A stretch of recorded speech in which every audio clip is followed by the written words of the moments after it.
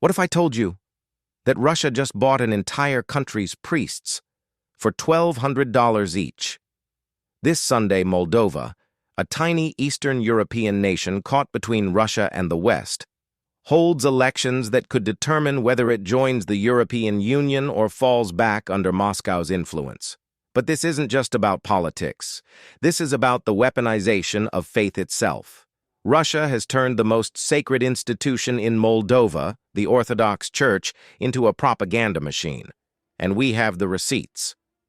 Father Mihai Bicu thought he was getting the opportunity of a lifetime, a free pilgrimage to Russia's holiest Orthodox sites, all expenses paid, first-class treatment for priests from one of Europe's poorest countries. What he didn't know was that this wasn't a pilgrimage. It was recruitment. Between June and October 2024, hundreds of Moldovan priests, their wives, and church associates were flown to Moscow in groups of 50. Week after week after week, they visited the Trinity Lavra Monastery. They toured sacred sites. They attended lectures about how Russia and Moldova were bound by faith and tradition, and how the corrupt West threatened their very souls. But the real business happened behind closed doors. On the third day of Bicu's trip, two men in civilian clothes, clearly not clergy, approached his group at Trinity Lavra Monastery. One identified himself only as Yuri. "You need to create telegram channels," Yuri told them, "to communicate with your parishes back home." Then came the paperwork. Forms from Pромsvyazbank, a Russian state bank. Then the debit cards, handed out like party favors. The promise was simple. Money would appear when they got home. The condition? Convince their parishioners to vote against Moldova's pro-Western government. When Bicu returned to Moldova and activated his card, $1,200 appeared in his account. More than double the country's average monthly income. Just like that. The price of a priest's loyalty? $1,200. These weren't random church officials organizing these trips.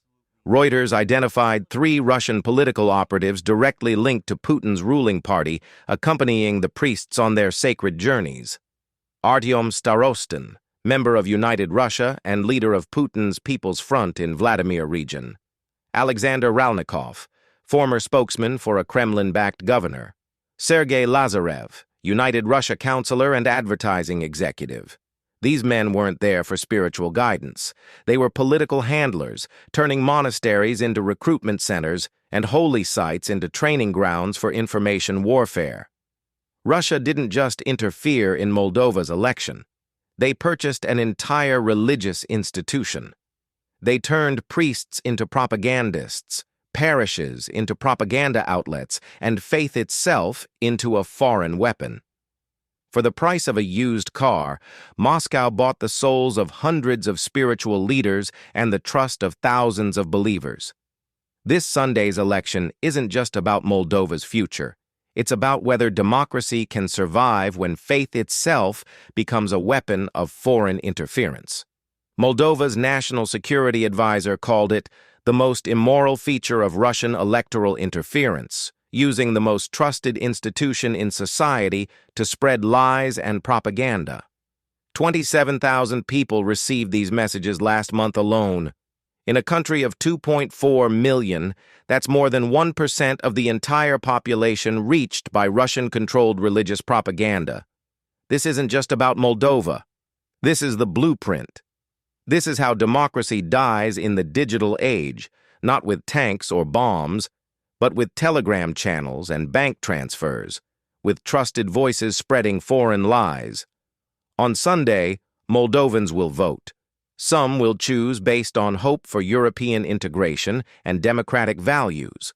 Others will choose based on fears planted by Russian-funded religious propaganda. The question isn't just whether Moldova joins the EU.